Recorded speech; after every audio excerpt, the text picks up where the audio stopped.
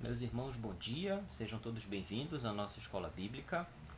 A gente vai fazer hoje uma escola bíblica no modelo que a gente tem trabalhado, porque os irmãos têm visto, né, como que a nossa sociedade ela tem estado ao longo desses últimos dias, e a gente tem primado por ficar em casa, mas isso não impede que a gente estude a Bíblia junto. Então hoje eu fiquei responsável por trazer a lição da EBD, a gente vai fazer um escolão, então você vai poder acompanhar aí na sua casa um estudo sobre uma maneira, ou a ideia é que nessa manhã a gente converse sobre o nosso papel numa situação como a nossa, como a gente está vivendo dentro da nossa sociedade. E eu entendo que é uma palavra de Deus para nós, para todos nós. Ela começa para mim quando eu preciso estudar, quando eu entendo que Deus quer falar, e compartilhar isso com vocês. Que Deus nos abençoe nessa jornada, nessa manhã, e que a sua palavra ela seja suficiente para nos ajudar a compreender esse tempo e a entender o nosso papel nesse tempo. Vamos orar? Senhor Deus, muito obrigado, Pai, pelo dia de hoje. Obrigado por cada um que está podendo assistir esse vídeo agora. Que seja um momento de edificação para a tua igreja. Nós agradecemos em nome de Jesus. Amém. Bom, os irmãos têm visto, né, que tudo que tem acontecido, tem acompanhado os noticiários, tem acompanhado o WhatsApp, tem acompanhado redes sociais, tem visto a grande pandemia que a gente está enfrentando, e que isso tem afetado todos nós. Todas as pessoas têm sido afetadas em todos os lugares do mundo, de alguma forma têm sido afetadas por conta do coronavírus.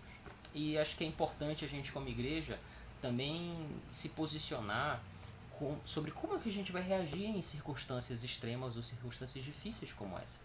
E para isso eu entendi que o texto que está em Tito, no capítulo 2, nos versos de 11 a 14, ele vai nos ajudar a lançar uma luz sobre o nosso comportamento, sobre como nós deveríamos estar nos comportando. Porque hoje é uma reflexão sobre qual é o papel do cristão, ou qual é o nosso papel, né, nós que somos salvos pela graça, qual é o nosso papel, como a gente deve se comportar diante desse tipo de circunstância. Então vamos lá para o texto, que está em Tito, no capítulo 2, dos versos de 11 a 14. Eu estou usando a nova versão internacional, então os irmãos acompanhem aí a leitura do texto, que diz o seguinte: porque a graça de Deus se manifestou salvadora a todos os homens. Ela nos ensina a renunciar à impiedade e às paixões mundanas, e a viver de maneira sensata, justa e piedosa nesta era presente, enquanto aguardamos a bendita esperança, a gloriosa manifestação de nosso grande Deus e Salvador Jesus Cristo. Ele se entregou por nós a fim de nos remir de toda maldade e purificar para si mesmo um povo particularmente seu, dedicado à prática de boas obras. Bom, Tito ele é uma carta que Paulo escreve mais ou menos entre os anos 62 e 64, no primeiro século. Ele escreve para um jovem pastor que morava numa cidade chamada na ilha de Creta. E ali em Creta, Tito ele ficou responsável por organizar o trabalho da igreja lá. Imagine você o contexto, o mundo grego já mudando para o mundo romano, né, num período já de domínio romano, basicamente, mas ainda uma cultura muito forte grega.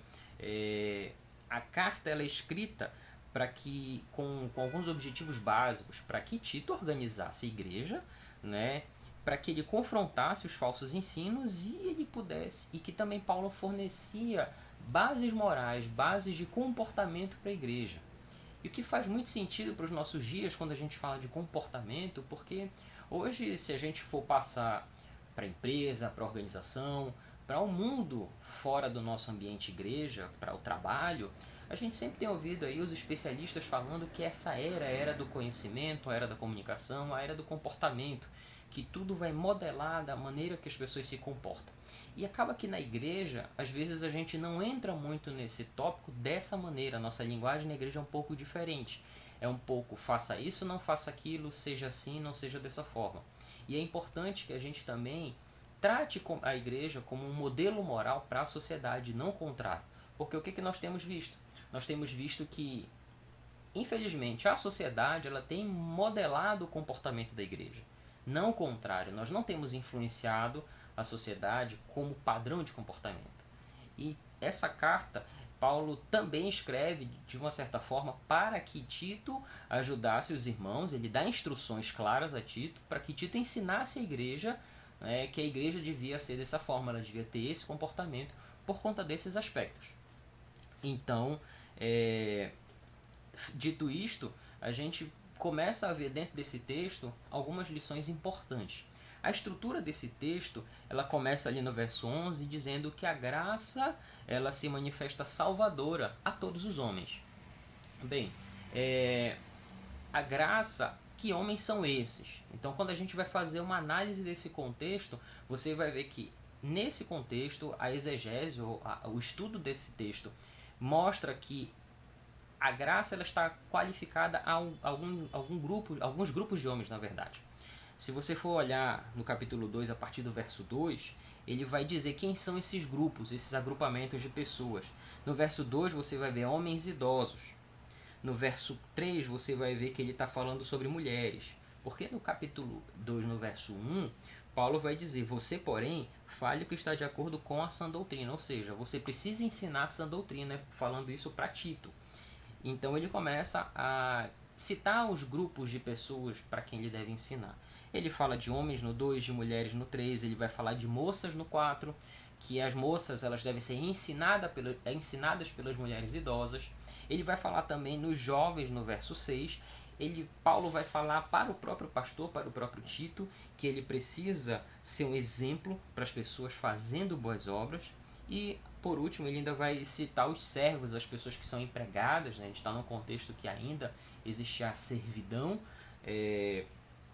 e que esses escravos eles também deviam estar submissos aos seus senhores. Ou seja, ele classifica, ele gera ali alguns grupamentos de pessoas e diz: olha, você, Tito, ensina essa doutrina para todo tipo de gente. Essa graça salvadora vai se manifestar para todas essas pessoas aqui. Então ela não é restrita a uma faixa etária, ela não é restrita a um grupo específico. A graça ela não se manifesta só para quem é bonito, só para quem é feio, para quem é branco, para quem é negro, mas ela se manifesta salvadora. E à medida que Paulo ele vai mostrando aqui que a graça ela se manifesta salvadora, ela tem algumas implicações. Então a graça, a partir do verso 12, nós vamos ver que ela nos ensina ou ela nos educa. Ela educa para quê? Ela educa para que a gente renuncie à impiedade e às paixões mundanas. Ou seja, a graça ela vai chegar nas nossas vidas e vai dizer assim: ó, você precisa renunciar a isso. Você precisa deixar para trás. Você precisa virar de costas para. A ideia do ensino da graça é que a graça em nós ela vai nos conformar, nos modificar e transformar para que nós deixemos para trás a impiedade e as nossas paixões mundanas, aquilo que a nós até então nos dava prazer, nos deixava muito felizes, coisas que nós fazíamos, mas que elas eram desagradáveis ao Senhor, que elas intentavam absolutamente contra a santidade de Deus. Então você se aproxima de Deus agora e você começa a perceber o seguinte: bom, eu não posso mais ser essa pessoa que fazia isso porque eu quero me aproximar de Deus. Uma vez que eu me volto para Ele, eu viro de costas para o pecado, para a impiedade, para a iniquidade, para as paixões que eu tinha outrora. Quando eu começo a fazer esse movimento, eu preciso abandonar. Porque a graça de Deus ela vai me alcançar, e à medida que ela me alcança, eu viro de costas para isso e caminho para longe dessas coisas e me aproximo mais de Deus. O que é interessante também é que essa graça ela nos ensina a renunciar a essas coisas e a viver. Quando que ela me ensina a viver? Ela me ensina a viver no tempo presente. Agora, hoje. Paulo está escrevendo para Tito lá no primeiro século, mas essa palavra viva e eficaz é uma palavra que ela é atual, ela é para os dias de hoje, ela me ensina a viver hoje, ela me dá preceitos morais para viver hoje. Então ela vai me ajudar a viver de maneira sensata, justa e piedosa nesta era presente. Então ela nos dá dicas e a gente vai voltar para cá posteriormente, mas ela me dá dicas, ela me ensina, ela me mostra. Paulo diz: como que vocês aí, como que você, Tito, tem que ensinar os irmãos de Creta? Você tem que ensinar que eles devem se afastar das paixões mundanas e da iniquidade, e eles devem viver de maneira sensata, maneira justa e maneira piedosa. Daí, por que eu tenho que viver assim? Hoje, Porque eu estou numa expectativa, eu tenho a esperança de que, não muito em breve, num futuro não muito distante, eu estou aguardando a bendita esperança e a manifestação da glória de Jesus. É interessante porque recentemente a gente tem ouvido alguns pregadores falar justamente que nós vivemos como se Cristo não fosse voltar. Parece que Jesus não vai voltar, então a gente acaba que não tem mais essa expectativa, ou muitos de nós abandonam essa expectativa dizendo assim, não, eu não sei quando Jesus vai voltar, ele está demorando, eu não sei quando é que ele vem, e que naquele tempo, muito provavelmente, muito próximo dos acontecimentos, as pessoas achavam que a volta de Cristo seria logo em seguida. Nós estamos a alguns poucos anos de que Jesus ascendeu aos céus quando essa carta é escrita. E a expectativa daquelas pessoas é que elas em vida já veriam Jesus retornar para buscá-las. Então acaba que aquilo gerava uma expectativa, e às vezes quando a gente gera muita expectativa sobre algo, nós acabamos de uma certa forma frustrados. Quando nós não temos convicção, quando essa fé ela se esvai de nós, a gente acaba de uma certa forma frustrado. Então Paulo ele ressalta para Tito dizendo: vocês precisam aguardar a bendita esperança e a manifestação da glória de Jesus. Vocês precisam esperar Jesus voltar, ele se manifestar dessa forma. Esse Jesus que teve um papel fundamental para que a nossa vida fosse transformada. Ele vai dizer ainda que ele se deu ou ele se entregou no verso 14 por nós, a fim de nos remir de toda maldade, de nos purificar para si mesmo um povo, ou seja, ele nos remiu para ele, e por fim, esse povo deve ser um povo dedicado a obras. Então a estrutura desse texto, ela está colocada até aqui o verso 14, como que ele dizendo que nós, fechando um argumento, ele começa no porquê, ele está dizendo o que a graça ela vai produzir em nós. Então se você está anotando o que eu estou dizendo, se você gosta de anotar estudo, o título desse estudo é que ensinados pela graça, preceitos para viver hoje. Então dentro desse texto a gente vê um mundo que vive numa desordem, A gente vê o mundo no caos. É bem parecido com aquilo que a gente vê nos nossos telejornais, nas notícias que a gente entra nos sites aí. Quando você acessa uma informação, você vê que o mundo hoje está beirando o caos. Muita gente morrendo, muita gente sofrendo, famílias desesperadas, indicadores econômicos caindo, quem era pobre está ficando miserável, quem era rico está ficando mais ou menos. Então todas essas coisas elas têm acontecido e o mundo ele começa a gerar uma série de informações, a gente começa a não saber mais o que é verdadeiro. Por exemplo, essa semana eu tenho assistido pouco jornal na televisão, mas essa semana, por curiosidade, eu liguei num dos telejornais mais conhecidos do Brasil e o apresentador ele começa o telejornal dizendo que foi mais ou menos assim, nós tivemos uma série de notícias sobre, e nós é que temos a notícia da fonte verdadeira, que é o órgão X e o órgão Y. Então, esses é que são os órgãos que têm a notícia de verdade. Bom, sem entrar no juízo de valor sobre qual é o órgão que está dizendo a verdade ou não, o ponto é que, acima de qualquer uma dessas informações, há uma verdade descrita para nós, que é a palavra de Deus. Ela é a verdade. É nela que eu vou buscar subsídio para como eu vou viver no meio desse caos, no meio dessa confusão. Qual que deve ser o meu comportamento? O que o mundo espera de nós cristãos no meio do caos?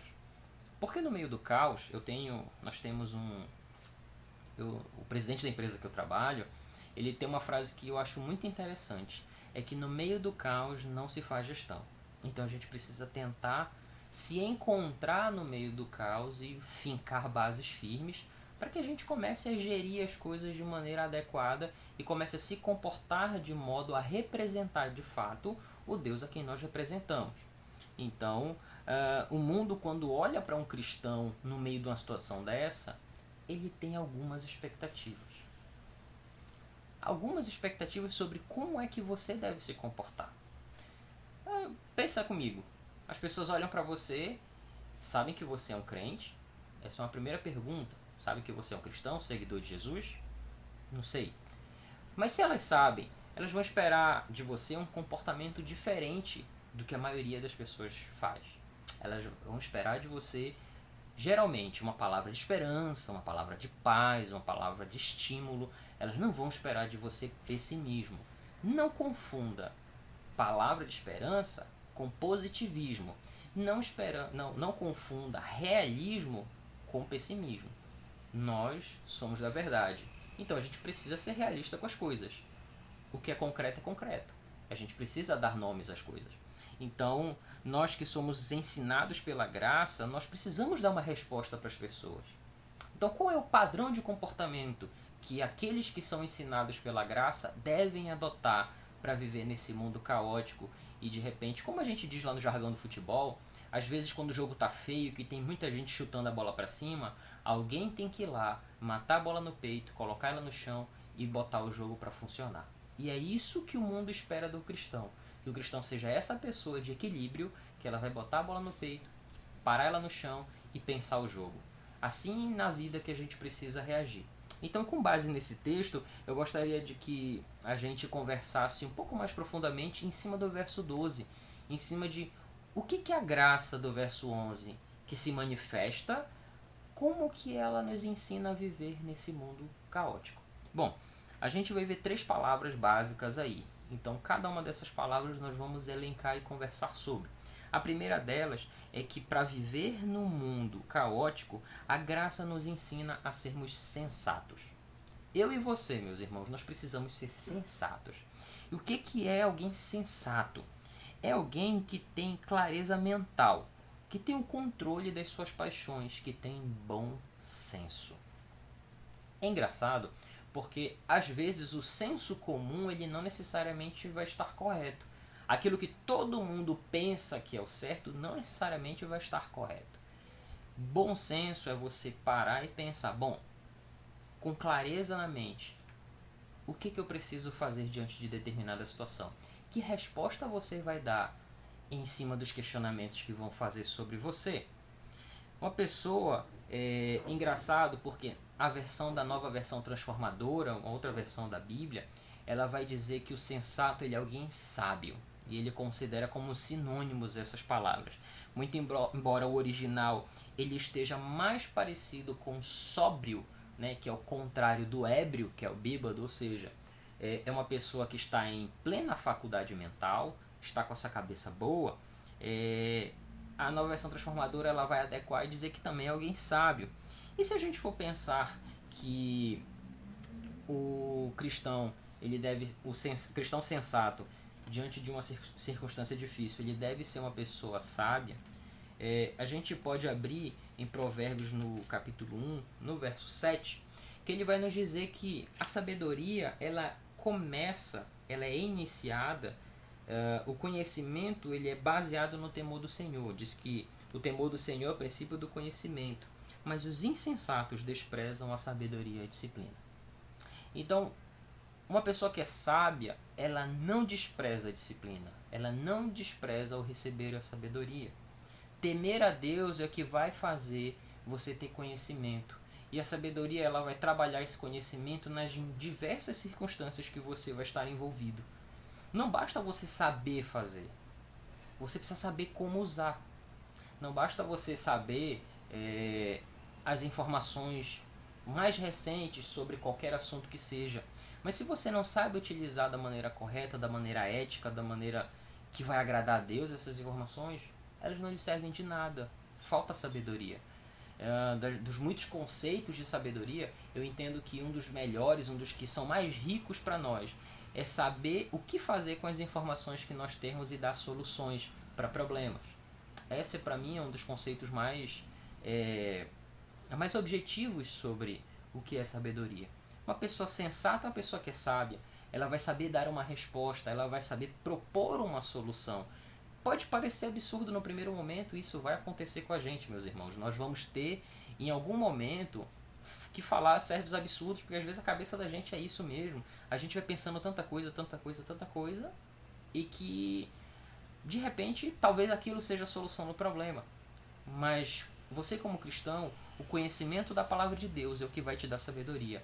É a tua intimidade com Deus é que vai te promover ou vai te proporcionar sensatez e sabedoria na tua vida.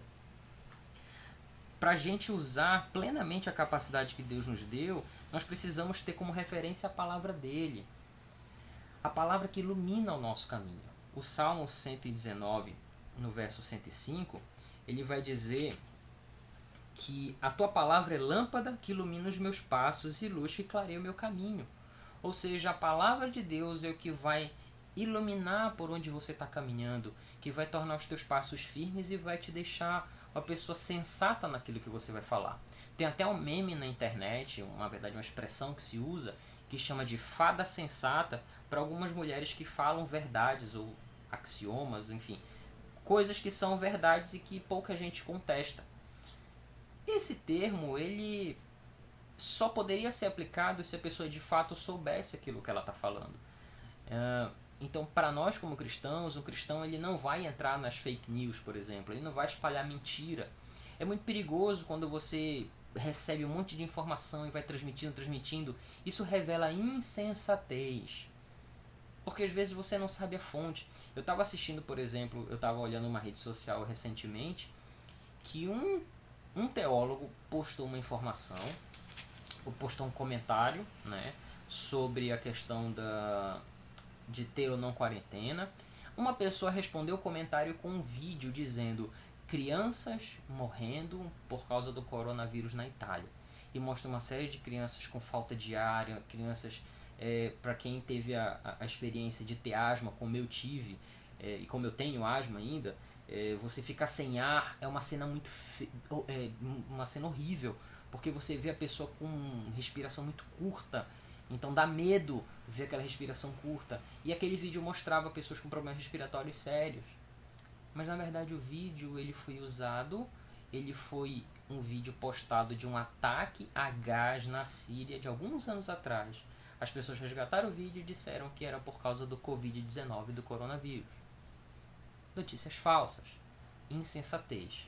Essa insensatez ela vai gerar pânico nas pessoas. Porque elas esperam de nós como cristãos, a pessoa que botou o vídeo se identificava como cristão.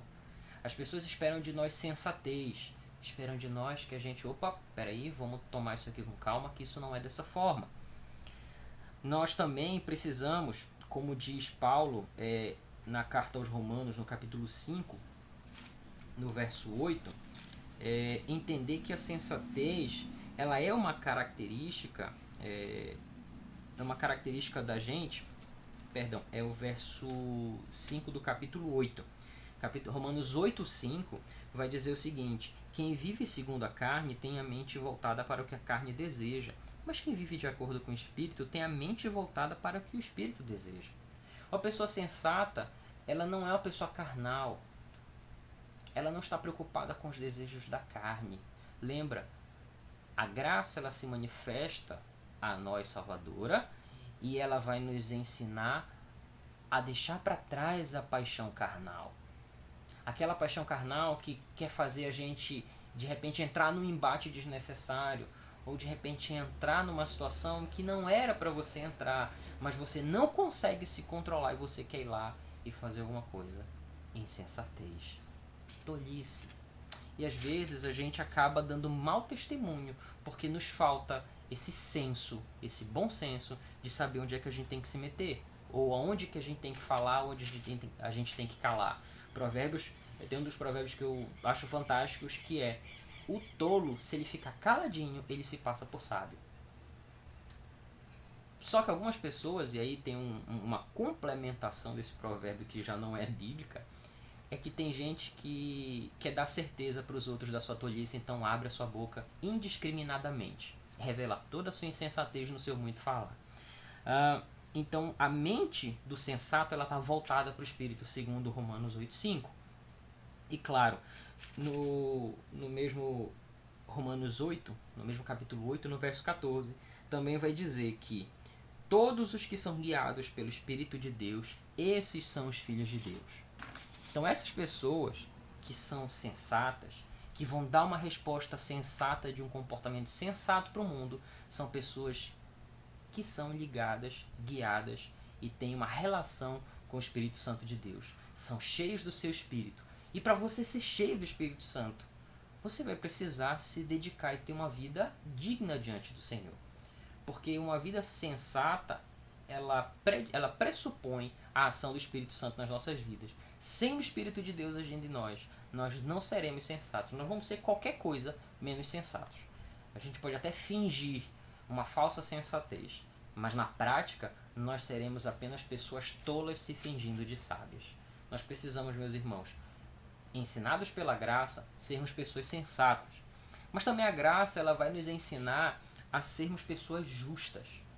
Esse termo, justiça, ele tem sido empregado de uma maneira muito vulgar até. Tem sido empregado indiscriminadamente, falado de todo jeito, porque a gente tem que ser justo, nós vamos buscar a justiça social, a justiça e etc. Só que talvez a gente não tenha entendido o que é a justiça. Porque a justiça ela é um atributo de Deus, porque Deus é justo. Então não existe justiça que não provenha de Deus. Não tem como você entender a justiça se você não entender o que é a justiça de Deus. Porque às vezes a justiça de Deus está fora do script do nosso cérebro, de como a gente foi criado. A justiça de Deus está fora da minha caixa. Ela excede a minha caixinha, aquilo que eu consigo entender. A justiça de Deus ela está muito além. Então às vezes a gente acaba entendendo a justiça de maneiras equivocadas. Falar em justiça já nos provoca paixões. Porque nós, que somos ensinados pela graça, nós precisamos entender o que é a justiça de Deus e que a nossa justiça ela está numa distância muito grande. Né? A Bíblia vai falar de muitas coisas. Ela vai falar, por exemplo, que o justo, alguém que é justificado, segundo Romanos 1,17, ele vai viver por fé. Ou seja, o justo é alguém de fé. Uma pessoa que é justa é alguém que crê. Se ele não crê, como é que ele vai ser justo? Como é que essa pessoa que se diz um justo não tem fé? Então é difícil acreditar, meus irmãos, que a justiça está em entidades, por exemplo. Entidades como o Estado, como as organizações não governamentais, como as empresas, qualquer outra organização. Mas a Igreja de Cristo, que muito mais do que uma associação de pessoas, muito mais do que um CNPJ, muito mais do que um prédio que um monte de gente se reúne, a Igreja de Cristo, ela é a entidade nesse mundo, o corpo representativo de Cristo, é ela quem vai dar a baliza, a diretriz do que é justiça para esse mundo. É a partir da igreja, da palavra de Deus, que você vai entender o que é justiça, e esse corpo influente vai influenciar a sociedade. A graça se manifesta salvadora para nos ensinar a sermos justos. E essa justiça é o que vai nos levar a ser pessoas diferentes, diferenciadas, a ensinar o que é justiça para um mundo perdido, embebido, mergulhado no pecado. Nós vemos também, por exemplo, que o justo, em 1 Timóteo 1,9, ele é alguém que sobrepõe essa justiça que a gente vê no mundo. Se você, como pessoa física, ser humano, um cidadão brasileiro, você está vivendo a sua vida, você faz as suas coisas nominalmente, quando olharem para você, vão ter que enxergar em você alguém que sobrepõe aquilo que as nossas leis dizem. Lá em 1 Timóteo 1,9 vai dizer que a justiça ela é para quem é transgressor. A lei ela é feita para quem é transgressor. Porque existe uma lei para que o cara não faça determinada coisa. Aí o cara vai lá e faz, ele sofre a punição da lei. Você que é justo, você vai sobrepor isso, você vai estar acima, porque o seu comportamento vai ser um comportamento justo. Vai ser alguém que vai manifestar o senso da justiça. Você vai viver harmoniosamente o seu amor com Deus Pai e o seu amor com o próximo. Você vai amar Deus sobre todas as coisas e amar o próximo como a você mesmo. Isso é justiça. É você conseguir fazer essa harmonia entre servir a Deus e servir aos seus irmãos. Porque o que é justo para nós depende de Deus, mas também depende de como eu me relaciono com os meus irmãos. E até com as outras pessoas que não necessariamente são nossos irmãos. Quando você está fora do espectro de Deus, não há senso de justiça. Longe de Deus você não vai conseguir nenhum tipo de justiça. Uma ação justa, ela é oriunda de uma fé coerente. Uma pessoa que é justa, segundo aqui a carta de Tiago, a gente vai ver o seguinte, que a carta de Tiago, no capítulo 2, nos versos 16 a 18, vai dizer o seguinte: e um de vocês vamos ler do verso 15 para melhorar o contexto. Se um irmão ou irmã estiver necessitando de roupas e do alimento de cada dia, e um de vocês lhe disser: vá em paz, aqueça-se e alimente-se até satisfazer-se, sem porém lhe dar nada, de que adianta isso? Assim também a fé, por si só, se não for acompanhada de obras, está morta. Mas alguém dirá: você tem fé? Eu tenho obras. Mostre-me a sua fé sem obras, eu mostrarei a minha fé pelas obras. Porque o senso de justiça aqui que Tiago revela não é que você vai ser justificado pelas suas obras, mas as suas obras elas vão ser uma prova cabal de que você é uma pessoa transformada. O seu senso de justiça não vai ser você gritar na sua rede social, meu irmão. Aquilo ali não vai adiantar nada. Não vai ser você, de repente, pegar uma faixa e ir ali pra rua protestar sobre alguma coisa. Mas vai ser no dia a dia, na tua influência, no teu senso de justiça. E claro, as manifestações elas são algo que a nossa lei ela permite, e quando válidas elas devem ser feitas mesmo, e eu não sou contra isso. Mas que você como cristão precisa entender como se manifestar, porque como você vai se manifestar vai ser a maneira pela qual o mundo vai ler essa palavra de Tiago através da sua vida.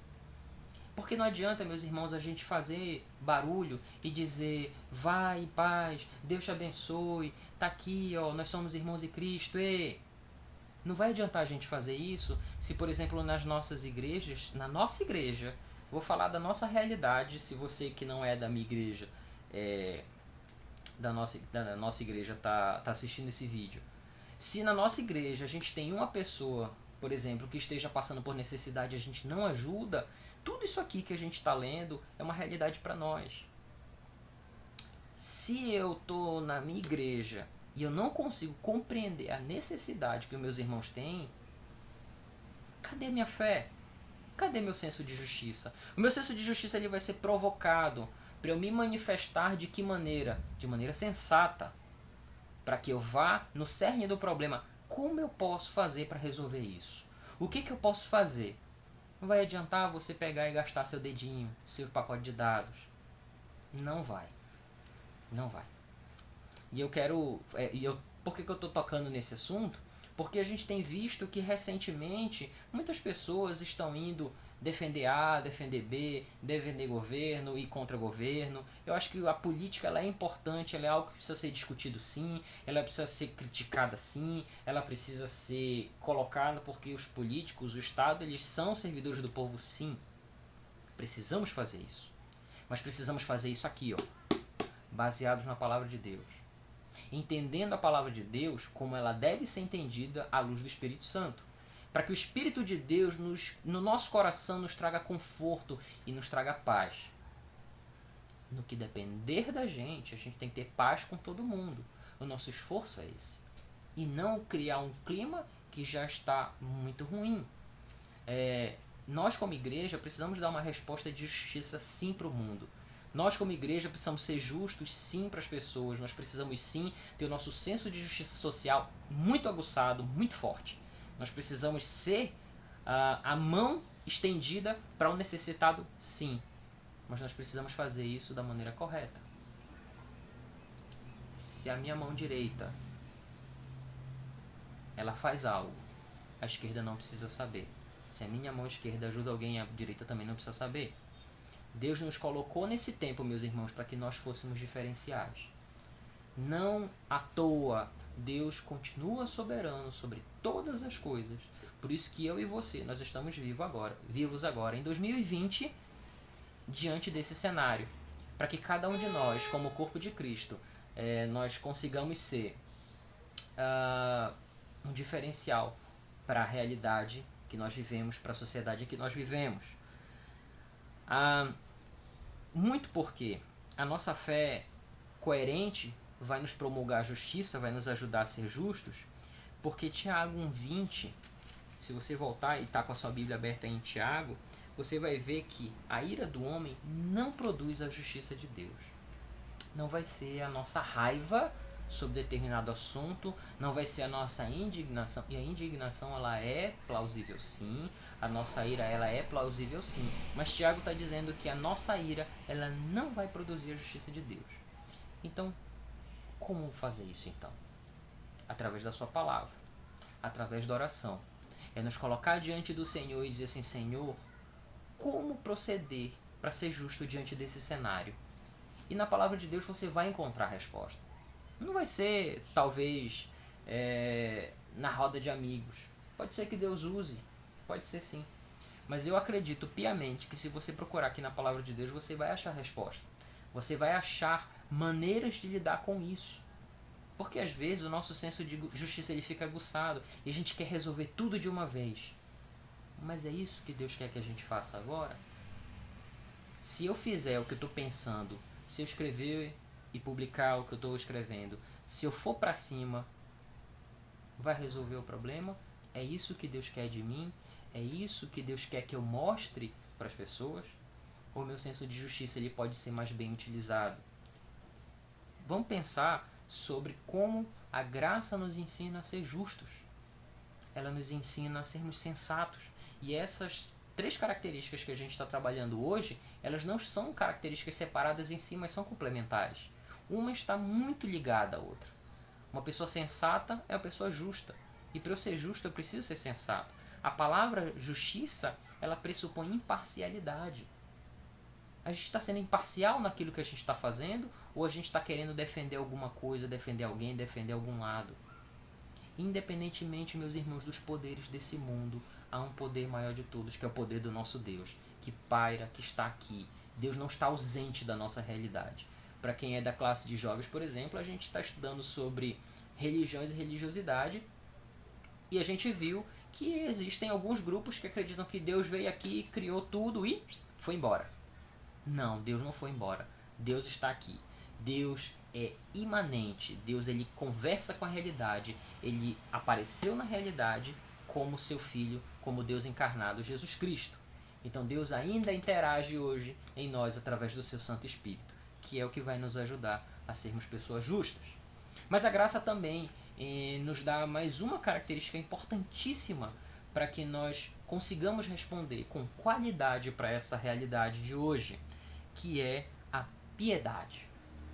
A piedade ela é um termo interessante porque algumas pessoas antigamente confundiam piedade com pena, que não tem nada a ver uma coisa com a outra.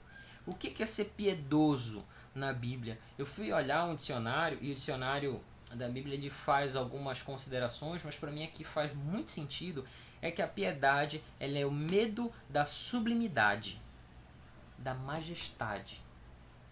O termo no grego ele faz a referência à divindade, é como a pessoa ela dá um passo atrás porque ela fica diante da divindade, e esse passo atrás é um sinal de profundo respeito, de um medo pavoroso. Porque ela começa a olhar para aquela divindade e dizer assim: nossa, essa divindade é tão poderosa, ela é tão grande, que eu preciso me afastar em respeito a ela. Por medo, porque eu não consigo sequer ficar diante dela. Então a piedade ela vai ser uma vida de um profundo respeito e devoção com relação ao nosso Deus. Quando nós vemos 1 Pedro, no capítulo 1, eu peço que você abra lá para a gente também exercitar um pouco. Aqui em 1 Pedro, no capítulo 1, nos versos 15 e 16, vai dizer o seguinte: mas assim como é santo aquele que nos chamou, sejam santos vocês também em tudo o que fizerem. Pois está escrito: sejam santos porque eu sou santo. Mais uma vez: mas assim como é santo aquele que os chamou, sejam santos vocês também em tudo o que fizerem. Pois está escrito: sejam santos porque eu sou santo. Deus é santo. Uma pessoa que vai tentar ou que vai buscar uma vida piedosa precisa buscar santificação, buscar a santidade. mas buscar a santidade mesmo. Não é uma capa farisaica de dizer assim, eu sou crente e por eu ser crente não é isso. É primeiro reconhecer que nós somos insuficientes, nós somos frágeis, nós somos fracos. É reconhecer o tamanho do nosso Deus, ou pelo menos ter uma dimensão disso, e dizer assim, Senhor, como eu sou pequeno diante de Ti, eu preciso ser santo. Como, Senhor, eu posso ser santificado? Como eu posso, Senhor, buscar santidade? Como?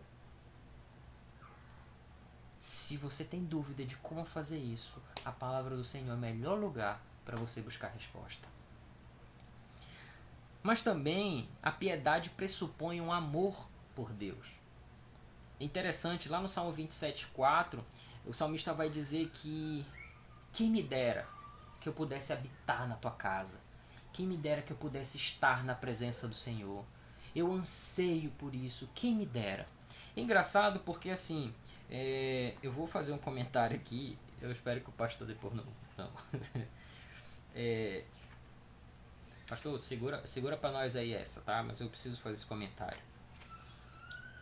A nossa rotina, ela é bem corrida, né? A gente tem aí dificuldades e tudo. E com essa coisa da quarentena, de todo mundo ficar em casa, a gente percebe que muita gente que não consegue ir para a igreja na quinta-feira, por exemplo, está conectado online lá na transmissão ao vivo da pregação do pastor lá na quinta-feira. Interessante isso, né? Porque eu entendo que muitos de nós realmente não têm conseguido ir. Às vezes a rotina da gente, a gente tem muito trabalho, às vezes eu saio tarde do trabalho, não consigo chegar em casa para ir na igreja, isso acontece. Mas me preocupa, meus irmãos, porque um pouco antes dessa história toda de quarentena, de Covid, etc., a gente estava discutindo sobre os desigrejados. Que é gente que vai uma semana aqui, outra semana ali, gente que não quer saber de igreja porque está decepcionado, enfim. De gente que não anseia mais uma vida de piedade. Acha que porque faz uma leitura devocional, tá ali, faz uma oração, pronto, está resolvido. Uma vida de piedade, uma vida de reconhecimento do Deus Todo-Poderoso, de que eu preciso dele, não ele de mim. E uma vez que eu preciso dele, eu me sinto com fome da sua palavra e eu vou buscar na palavra dele. Eu não vou me preocupar, por exemplo, o manancial ele é uma bênção, o pão diário ele é uma bênção, uma reflexão muito legal. Mas eu até comentei com os irmãos aí recentemente no culto de quinta-feira, recentemente já deve ter perto de um ano, que às vezes nós somos aqueles leitores burocráticos da Bíblia. A gente lê a Bíblia ali, um pedacinho, ora e pronto. O que aquilo significou nas nossas vidas? Em termos de santidade, o que aquilo acrescentou para nós? Mas irmão, a palavra de Deus não volta vazia, ok. Mas o que aquele pedaço, aquela porção da palavra de Deus, ela significou no meu coração naquele dia? Porque nós lemos sem sequer nos preocupar com a reflexão que aquilo deve provocar nas nossas vidas. Nós precisamos, meus irmãos, querer estar na casa do Senhor, querer buscá-lo na sua palavra. Nós precisamos querer orar. Nós precisamos querer buscá-lo em oração. Porque a palavra de Deus, com a oração e a comunhão dos irmãos, ela vai cimentar uma base sólida em nós, de um cristianismo verdadeiro, de um cristianismo de gente que de fato quer mudança de vida, de fato o espírito está mudando, de fato o espírito está transformando. Porque quando a gente não quer ler a Bíblia, quando a gente não quer orar, ou quando a gente não quer congregar, eu vou dizer para vocês que o não querer, ele está dentro de uma categoria que eu aprendi lá no meu trabalho, das desculpas verdadeiras. Choveu. Tava chovendo muito, não deu para ir. É uma desculpa verdadeira. Choveu. Aqui em Belém, por exemplo, chove que é uma festa. E às vezes eu não consigo sair de casa com as crianças e com a Tati porque choveu muito. Acontece. Mas aqui praticamente todo domingo chove no primeiro semestre do ano. Então porque chove, eu não vou dar um jeito, eu não vou tentar conseguir ir. Porque às vezes a gente fica embebido das desculpas verdadeiras. né? E isso não pode fazer parte das nossas vidas. A gente precisa deixar de lado, virar para trás dessas paixões, dessa iniquidade. A graça, ela nos ensina a virar de costas para isso. Mas a nós voltarmos a congregar, nós voltarmos a ler as nossas Bíblias, nós voltarmos a orar. Durante, por exemplo, esse período de quarentena, o irmão está fazendo a leitura diária da Bíblia? Você está fazendo isso? Você está lá esquematizado, separa um tempo, porque durante a nossa rotina, né, é aquela correria, aquela loucura. Às vezes você para ali 10 minutos, lê um trechinho ali e tal. Mas e agora que a maioria de nós está trabalhando, por exemplo, trabalhando de casa? Eu tenho tempo para ler a Bíblia, eu tenho feito essa leitura de fato? Nós temos feito isso? Esse ano eu decidi que, por exemplo, eu ia ler a Bíblia no primeiro semestre todo. Então, primeiro trimestre eu vou ler o Novo Testamento, o segundo trimestre eu vou ler o Antigo. Então faltam 3 livros para eu terminar agora o o Novo Testamento agora no primeiro trimestre. Mas eu fico pensando, meus irmãos, é que grande avanço eu tive, principalmente quando teve a quarentena. Porque a carga de trabalho da gente acaba diminuindo, né? E eu precisei ficar em casa. E mesmo tendo os meninos aqui em casa, tendo a Tati, tendo a nossa família, a gente consegue fazer culto doméstico todo dia, a gente consegue parar para ler a Bíblia, a gente consegue ter uma qualidade maior na vida espiritual. Eu tô falando da minha casa porque é minha casa, mas aí é para que o irmão reflita também. Se tem conseguido fazer isso. Glória a Deus se você tem conseguido fazer, mas se não, talvez hoje seja a hora de você parar e de repente pensar assim, poxa, o que está faltando? Por que eu não tenho prazer na palavra de Deus? Por que na sua lei eu não estou meditando dia e noite? Então acho que é importante, porque uma alma piedosa, alguém piedoso, é alguém que é ensinado pela graça a querer isso, a querer essa relação com Deus. Uma relação de que entende que Deus ele é muito maior do que nós e que nós dependemos diretamente dele e que ele não depende em absoluto da gente. Nós, por fim, com relação à piedade, no Salmo 147, no verso de número 5, vai dizer que grande é o nosso soberano e tremendo é o seu poder. É impossível medir o seu entendimento. No meio de toda essa confusão, de todo esse caos, o mundo vai olhar para você, meu irmão. E se você estiver desesperado, ele vai virar para você e perguntar: ué, você não acredita em Deus? Como assim? Porque parece que Deus não é mais soberano. Eu tenho visto aí uma série de cristãos desesperados. A situação de fato ela é desesperadora, irmãos. Ela não é uma situação simples. Eu costumo dizer, a gente conversando com a nossa juventude, eu usei uma expressão lá. Como a gente vai lidar com a realidade, a gente vai ter basicamente 2 espectros e quem está ali no meio. Uns vão negar completamente, dizer que hoje, por exemplo, eu estava na farmácia comprando um remédio, né? Hoje não, ontem. Ontem. E comprando remédio, e aí entrou um rapaz do meu lado e disse: o senhor ali virou pra mim e falou que esse negócio aí do vírus é tudo mentira. Bom, até ontem, mais de 500 mil de pessoas contaminadas, um sem número de pessoas mortas, pra mim não parece mentira. Então a negação ela não me parece ser o caminho.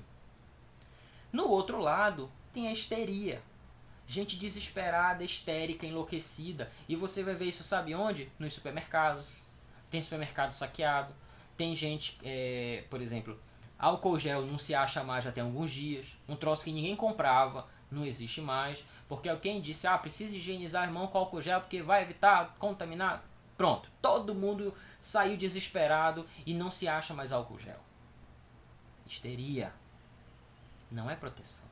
Eu vi um vídeo de uma senhora num supermercado esses dias que ela estava esbravejando com um camarada que estava com um carrinho entupido de todo o álcool gel que tinha no supermercado.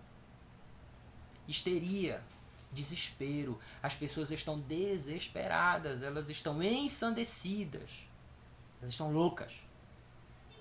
Então, a negação ou histeria são caminhos difíceis, são caminhos que não são os melhores para que você percorra. Você como cristão precisa ser alguém equilibrado. você não pode negar a existência do problema, mas também você não pode maximizar o problema e dizer assim, ele é enorme, não tem jeito para isso. Deus continua soberano, Deus era, é e continuará sendo soberano sobre todas as coisas. Não se desespere. A situação é difícil, sim, muitas pessoas vão perder emprego, vão, muita gente vai passar fome, vai, e a gente como igreja precisa ser resposta para esses problemas. Com sensatez, com justiça e com piedade. Para encerrar, qual tem sido, meus irmãos, o nosso comportamento diante dessas coisas? Como que a gente tem se comportado diante de tudo isso que a gente está vendo? O que a gente tem feito de relevante para ajudar no cenário atual? Ficar atrás de um celular, de um computador, só cobrando, né? Eu costumo dizer que quem cobra muito parece que fez curso de patrão. Eu fiz curso de patrão, só vou cobrar. Mas como que a gente pode ter conversas saudáveis sobre o tema? Como é que a gente pode ter, de repente, ideias, proposições saudáveis, salutares, que possam, de fato, ajudar? Tem muita gente, muitos dos nossos irmãos estão lá nos hospitais, nos centros de saúde, trabalhando, se esforçando, ficando com máscara apertada no rosto, todo machucado, para ajudar a salvar vidas. O que nós temos feito? A gente que está em casa, isolado, comida na geladeira, que está lá com tudo bonitinho. O que a gente tem feito? A gente sequer tem orado por essas pessoas? Nesse momento em que o mundo vai estar passando por adversidade, nós temos sido sal, nós temos sido luz do mundo, nós temos sido a candeia colocada lá no topo da montanha para iluminar, nós somos a vela colocada lá naquela lata de leite ninho em cima da geladeira para iluminar a casa toda. Nós temos sido isso? Ou nós temos sido propagadores do caos? Profetas do apocalipse, gente que está dizendo, pronto, está acabando tudo. Qual é o papel que a gente tem desempenhado? O mundo deposita, meus irmãos, em cima de nós expectativas, mas principalmente porque eles querem que a gente falhe. Não é de falar, é de falhar. Eles esperam que a gente erre. Sabe por quê? Porque eles querem pegar a palavra de Deus e dizer, isso aqui não serve, esse Deus aí, por que Deus deixa acontecer esse mal no mundo? Por que Deus deixa um vírus desse atacar tanta gente? Por que Deus... Nós, como cristãos, precisamos ser sensatos, nós precisamos ser justos, nós precisamos ser piedosos. Se nós formos isso, se a graça nos ensinar e nós entendermos esse ensino e aplicarmos esse ensino, nós vamos conseguir responder essas perguntas. Nós não podemos, meus irmãos, falhar com o mundo, mas nós precisamos resistir na palavra do Senhor. Nós vamos ser a referência que o mundo precisa quando nós estivermos firmados na palavra do Senhor. Porque aqui na palavra do Senhor é que eu e você vamos ser relevantes. Não vai ser o meu discurso, nem o seu discurso, não vai ser o meu dinheiro, que é pouco, nem o seu dinheiro, que espero que seja muito, não vai ser nada disso. Mas vai ser a palavra do Senhor em nós que vai fazer a diferença. Quando nós formos de fato o corpo de Cristo, então nós vamos nos movimentar para buscar soluções para esse mundo. E quando as coisas não estiverem indo ali muito bem, eu convido você a fazer uma última leitura em Tiago, no capítulo 1, nos versos de 5 a 8.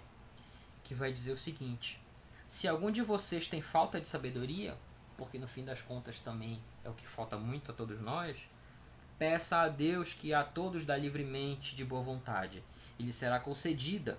Peça-a, porém, com fé sem duvidar, pois aquele que duvida é semelhante à onda do mar, levada e agitada pelo vento. Não pense tal pessoa que receberá coisa alguma do Senhor, pois tem mente dividida e é instável em tudo o que faz. Peça sabedoria ao Senhor se você tem dúvida e creia que Ele vai dar sabedoria a você. Ele é quem vai dar.